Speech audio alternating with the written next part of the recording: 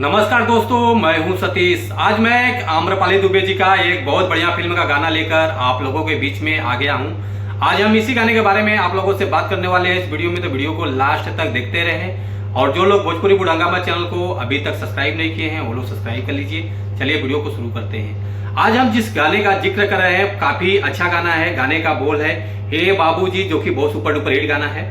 और इस गाने को गाया है प्रियंका सिंह जी ने। गीत है प्यारे लाल यादव जी का, संगीत है ओम झा जी का, जो कि बहुत अच्छा गाना भी है, म्यूजिक है और प्रियंका सिंह जी का आवाज है इस गाने में। और ये गाना आप लोगों को देखने को मिलेगा B for U Bhojpuri channel के माध्यम से, जो कि ये ऑडियो सॉन्ग रिलीज हुआ है। तो ये गाना 1 घंटे में जो रिस्पॉन्स मिला है 6000 व्यूज आ चुका है, लाइक आया है 170, कमेंट आ चुका है 13, जो कि काफी अच्छा है। फिल्म का नाम है घूंघट वाली सुपरस्टार, ये फिल्म का नाम है।